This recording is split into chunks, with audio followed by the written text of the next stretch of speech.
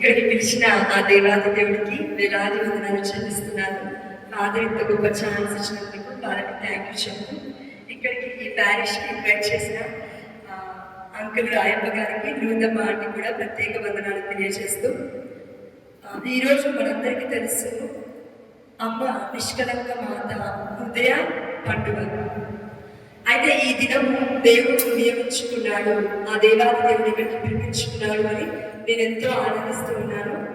హైదరాబాద్ నిత్య సహాయ మాతా చర్చ్, సీతాఫలం అండి, సికింద్రాబాద్ మా ప్యారిష్. అక్కడ చెప్పుకున్న తర్వాత ఆమె మరియ తల్లి గురించి ఒక్క నిమిషం,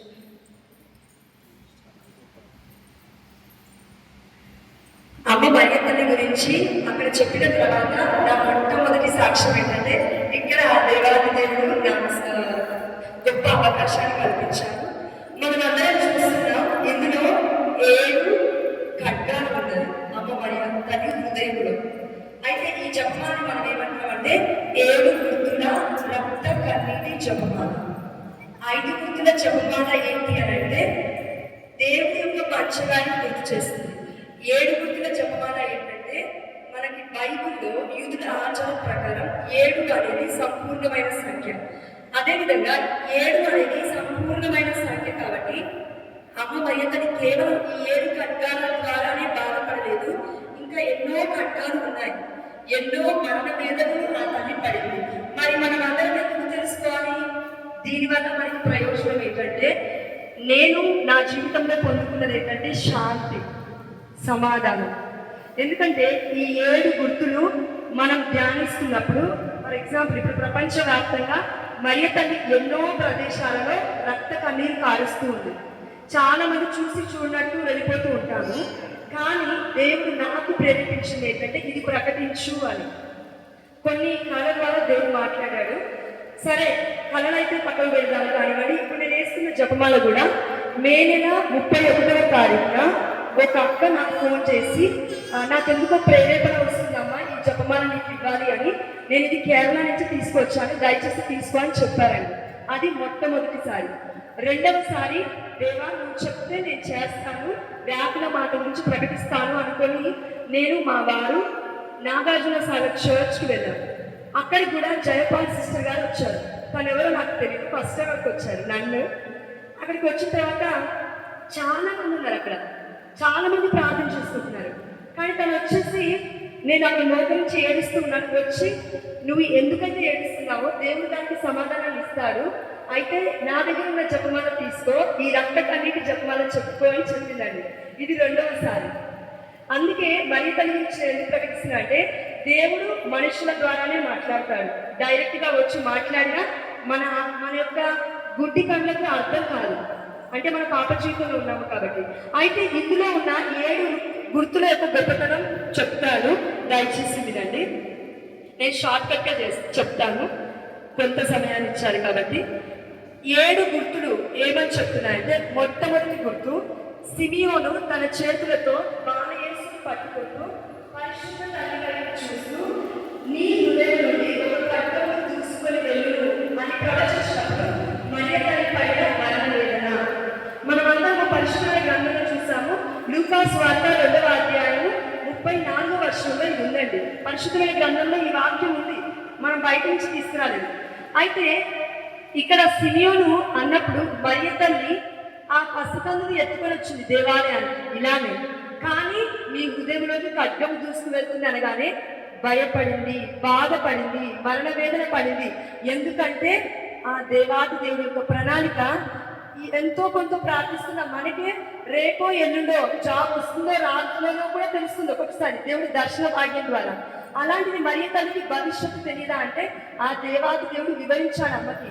కాబట్టి మనలాగా అమ్మ ఒకరోజు ప్రేయర్ చేయలేదు, 1 సంవత్సరం ప్రేయర్ చేయలేదు, 33.5 సంవత్సరాలు ఆ దేవాది దేవుడిని బాలయేసుకుని ఎత్తుకుని అమ్మ ఆ స్లీవకి అర్పించేంత వరకు ఆ తల్లి మరణ వేదన వర్ణనాతీతం. అందుకే ఇక్కడ సిమియోను గారు ఏమంటున్నారంటే, నీ హృదయంలోకి ఒక ఖడ్గము దూసుకొని వెళ్ళనున్నది అని. ఇది మొట్టమొదటి గుర్తు. రెండవ గుర్తు, అదేవిధంగా మరి ఈ గుర్తు ద్వారా మనం ఏం నేర్చుకోవాలంటే, మన యొక్క జీవితాల్లో కూడా ఎన్నో బాధలు ఉంటాయి, ఎన్నో ఖడ్గము దూసుకెళ్ళినట్టు శ్రమలు ఉంటాయి. అయినప్పటికీ మనం ఏమనుకుంటామంటే నన్ను దేవుడు పట్టించుకోవట్లేదు అనుకుంటాం. కానీ ఆ దేవాది దేవుడు మరియతల్లిని పట్టించుకోలేదా అంటే పట్టించుకున్నాడు. కానీ దేవుడి చిత్తానికి ఆ తల్లి లోబడింది. అదేవిధంగా మనమందరం కూడా శ్రమలున్నా, బాధలున్నా, కన్నీళ్ళున్నా, కష్టాలున్నా దేవుడి చిత్తానికి లోబడాలి అని ఆ తల్లి మొట్టమొదటి గుర్తు ద్వారా మనందరికీ చెప్తూ ఉంది. రెండవది, బాలయేసును తీసుకొని ఐగుప్తులకు తరలిపోయినప్పుడు పరిశుద్ధ అమ్మ పడిన బాధలు. అమ్మ మరియ తల్లి అప్పటికి డెలివరీ అయిన మనిషి. మామూలుగా ఈ రోజులలో బస్ ఫెసిలిటీస్, కార్ ఫెసిలిటీస్ మనకు ఉన్నాయి. కానీ అప్పుడు ఆ సమయంలో దాదాపు 475 కిలోమీటర్లు అమ్మ మరియ తల్లి జోజప్ప గారు బాలయేసును ఎత్తుకొని నడుచుకుంటూ వెళ్ళారు. పగలనక రాత్రనక ఎడారి గుండా ఎన్ని మృగాలు ఉన్నాయో తెలియదు. అంటే అది సేఫ్ జర్నీ కాదు, అంత ప్రయాణం కాదండి. అయినప్పటికీ ఆ తల్లి దేవుడి చిత్తానికి లోబడింది. కానీ దేవుడిని కొనుక్కోలేదు, సనుక్కోలేదు. నాకంటే ఈ శ్రమలని ఆ తల్లి ఎప్పుడు కూడా మనలాగా కంప్లైంట్ చేయలేదు. కాబట్టి ఈ రెండో గుర్తులో ఆ తల్లి పడిన బాధ కంటే మనం పడుతున్న బాధలు చాలా తక్కువ, చాలా సూక్ష్మమైనవి. ఎప్పుడైతే ఈ బాధలు మనము ఆ తండ్రికి, యేసుప్రభుల వారికి బాలయేసు సమర్పిస్తూ అమ్మ మరియ తల్లి మధ్యస్థ ప్రార్థన అడుగుతామో తప్పకుండా మనకి ఊరట కలుగుతుంది, నిరీక్షణ కలుగుతుంది. ఎన్ని రోజులు నేను వెయిట్ చేయాలి, ఎంత ప్రయాణం నేను చేయాలి అని మనం అనుకున్నప్పటికీ ఆ దేవాది దేవుడు ఈ జపమాల గుర్తుల ద్వారా మనకి నిరీక్షణ కలిగజేస్తాడు. మూడవది, దేవాలయంలో బాలయేసు కనపడకుండా పోయినప్పుడు పరిశుద్ధ అమ్మ పడిన బాధలు. ఇప్పుడు నాకు, నా భర్తకి 9 సంవత్సరాల నుంచి పిల్లలు లేరండి. ఇక్కడ ఉన్న వాళ్ళకి ఎంతో కొన్ని ఇయర్స్ తర్వాత పిల్లలు పుట్టినప్పుడు ఎలా ఉంటుందంటే, పుట్టిన ఒకే ఒక్క కుమార్తెని దేవుడి చిత్తానికి ఇచ్చేయి, బలిచ్చేయి, చనిపోతాడు అంటే ఇస్తామా మనం? ఇవ్వము. కానీ అమ్మ మరియ తల్లి చూడండి, ఇక్కడ 12 ఏళ్ల బాలుడు తప్పిపోయాడు. మరణ వేదన ముందుగానే చవి చూస్తుంది. ఎలా? 3 రోజులు తప్పిపోయాడు. 3 రోజులు అనగా యేసుప్రభుల వారు శ్రమలు, మరణాలు మనకి గుర్తు చేస్తున్నాయి. యేసుప్రభుల వారు 3వ రోజున పునరుత్థానుడయ్యాడు అనే సందర్భం కూడా ఇక్కడ మరియ తల్లి అనుభవించింది ముందుగానే. అదేవిధంగా మనమందరం కూడా యేసు పునరుత్థాన పండుగలో వెలుగు ఉంది. అదేవిధంగా మరియ తల్లి శ్రమలలో ఎంత దుఃఖం ఉన్నా కూడా ఆ తల్లి ఆ వెలుగుని మాత్రమే చూసింది. మనలాగా అంధకారాన్ని చూడలేదు.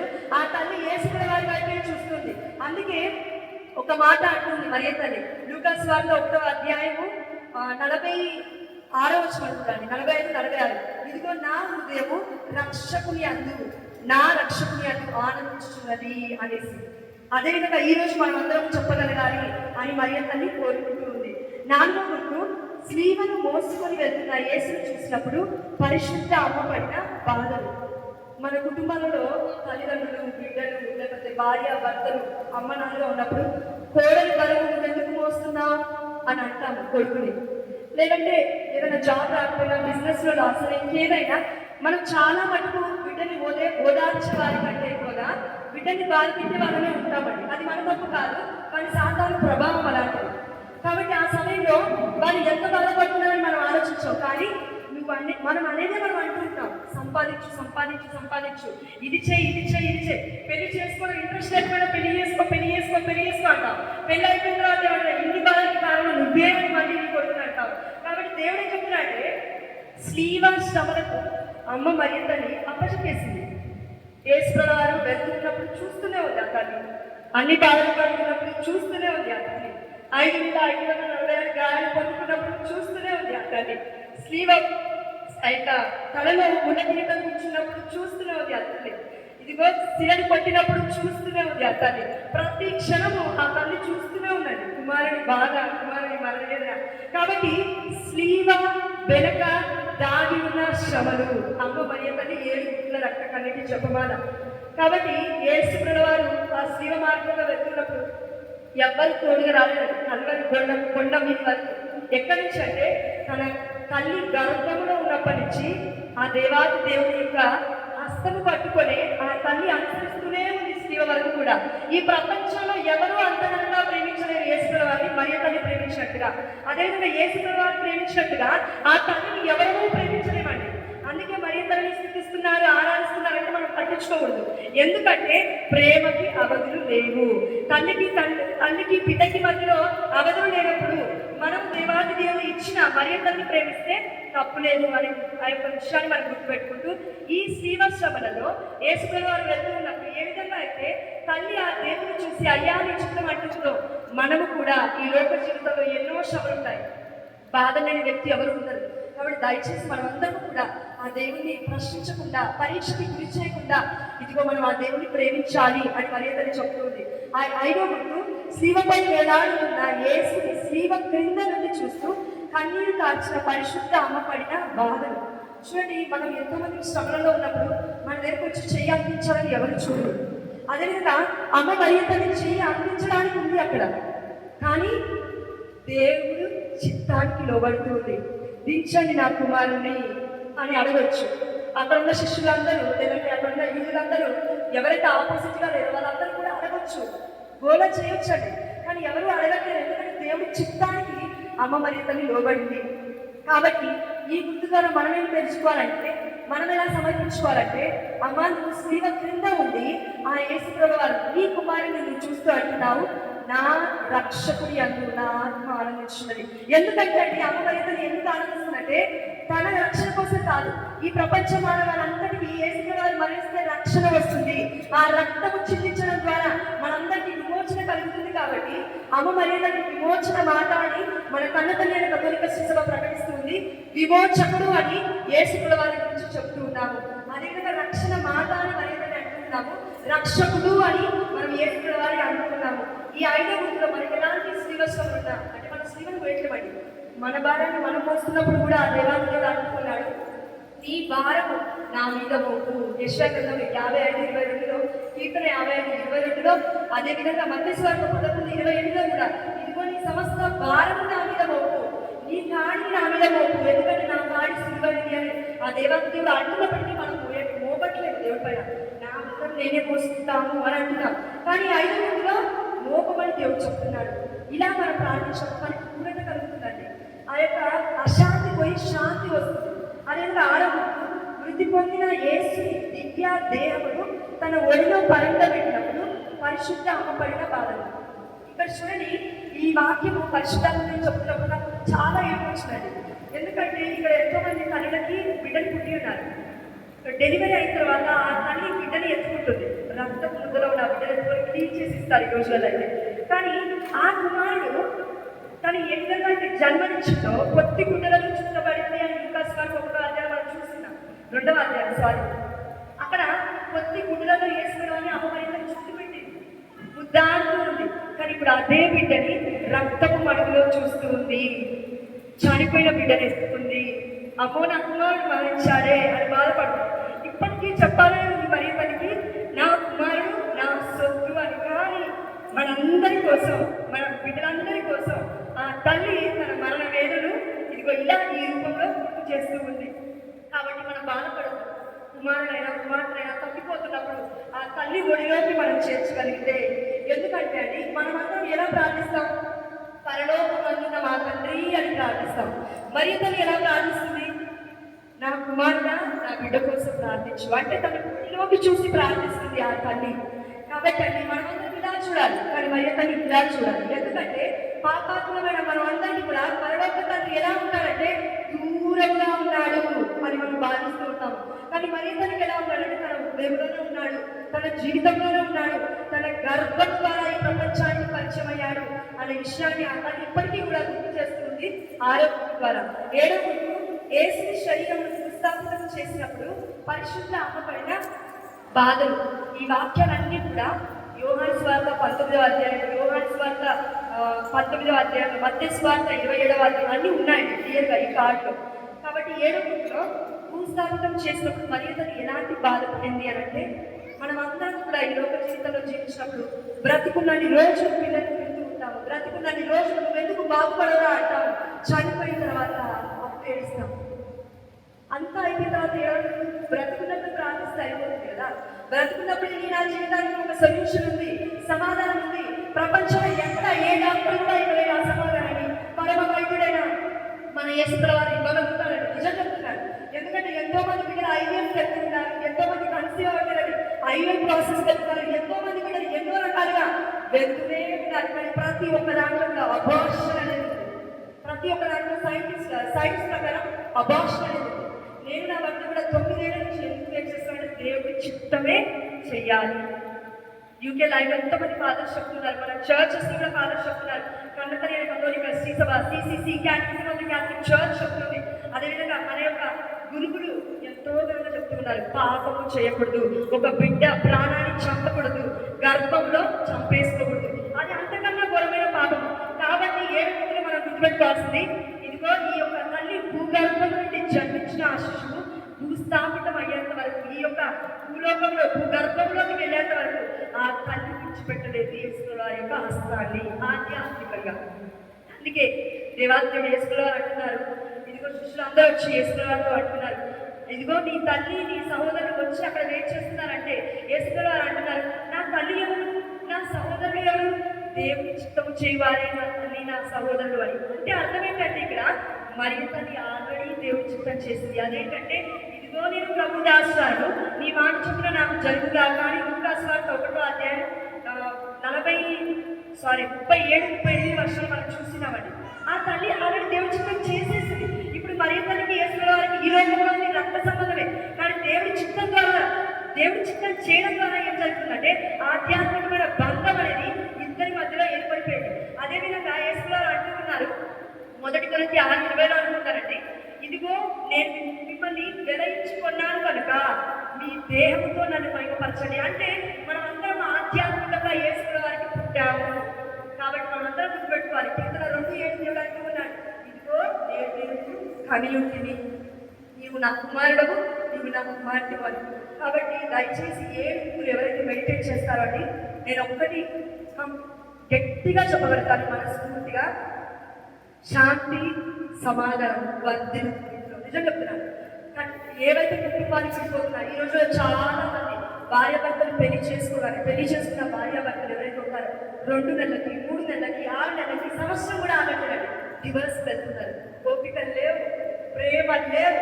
అందుకే దేవుడు ఏమంటాడంటే ఈ తల్లి ప్రేమ మనకి కావాలండి. మధ్యవర్తితో ప్రార్థన అమ్మని ఎందుకు వెళ్తున్నామంటే చూడండి, ఇక్కడ చివరిలో మనము ధ్యానిస్తూ ఉంటుంది చివరి ప్రార్థన, మరియ తల్లి ఏ పాపం లేకుండా గర్భం దాల్చింది, మరియు మా అందరి కోసం కష్టాలను అనుభవించిన తల్లి మా కోసం ప్రార్థించండి. ఇది 3 సార్లు మనం చెప్తాము. ఎందుకు చెప్తామంటే మరియ తల్లి ఏ పాపం లేకుండా నిజంగా గర్భం దాల్చింది. ఒక మంచి పాత్రలో తీసుకెళ్ళి మురికి నీరు పోస్తే మురికి నీరుగా మారిపోతుంది.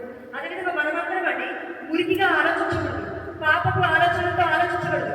ఆ మరియ తల్లి ఎంతో గొప్పది, ఆ తల్లి పరిశుద్ధురాలు, పరమ పవిత్రురాలు.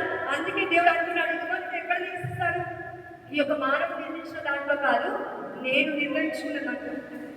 అంటే అండి ఆ దేవాది దేవుడు అంటున్నాడు లూకాసు వార్త చివరిగా, లూకాసు వార్త 1వ అధ్యాయం 35 వచనాన్ని మనం చూస్తున్నామండి. అక్కడ ఏంటంటే పవిత్రాత్మ నీపై వేయించేను, సర్వోన్నతుని శక్తి నిన్ను ఆవరించును, పవిత్రమైన శిశువుకి నువ్వు జన్మనిస్తావంటే ఆ తల్లి పవిత్రమైన శిశువుని మోయడానికి తన గర్భమే కాదు తన యొక్క దేహము ఇదిగో దేవుని మహిమపరిచింది. కాబట్టి మనందరము మరియ తల్లిని స్తుతించట్లేము, ఆరాధించట్లేము, దేవుడు మాత్రమే ఆరాధించు. కానీ మరియ తల్లి మధ్యవర్తిలో ప్రార్థన మనమందరం అంటున్నాం. దయచేసి యూర్ధమాని అదేవిధంగా రాయపాడు భార్యభర్తలు ఫాదర్ని పర్మిషన్ అడిగారు రెవరెండ్ ఫాదర్ గారిని. కాబట్టి దయచేసి అందరూ 7 గుంటల రక్త కరెంట్ చెప్పాలన్నారు. పూజ అయిపోయిన తర్వాత ఆంటీ దగ్గరికి వచ్చి కలెక్ట్ చేసుకుని ఆంటీ అనే ఒక చేతులతో చేశారండి. ఒక్క చెప్పమాల అద్భుతమైన పడుతుంది. ఈవెన్ వారి యొక్క భర్త కూడా రాయపాంటి కూడా రోజు అనుకుంటే ఆంటీ గుర్తు చేసి మరి చేశారు ఇంతమంది. కాబట్టి దయచేసి ఆ విధంగా మీరు ఆశీర్వదించండి. దయచేసి మీరు అందరూ కూడా వెళ్ళే ముందు ఆ చెప్పమాలను తీసుకోండి, కార్డ్స్తో పాటు చెప్పాలని కూడా ఉన్నాయి. Thank you so much. ఇంత గొప్ప అవకాశాలు ఇచ్చిన రెవరెండ్ ఫాదర్ గారికి, అదేవిధంగా ఆ దేవాది దేవుడి సంస్థ గత మహిమ ప్రభావం చెల్లిస్తూ, అదేవిధంగా నా పేరు జోష్న, మా హస్బెండ్ పేరు విద్యాసాగర్. మమ్మల్ని కూడా మీ ప్రార్థనలో గుర్తుపెట్టుకోండి.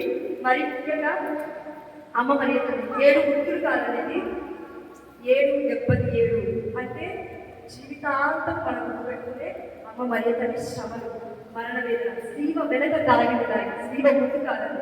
కాబట్టి ఆ తల్లికి ఏ విధంగా అయితే యేసుల వారు యోగానికి అప్పగించారో శిష్యుడికి, మనందరూ కూడా ఆ తల్లి గొప్ప వరంగా ఇచ్చేశాడు, ఇదిగో నా తల్లి అని. కాబట్టి ఆ తల్లిని స్వీకరించి మనందరూ కూడా ఆ దేవాలయాన్ని మహిమపడతాం. ఆమె hallelujah. Thank you Jesus. Thank you. Praise the lord.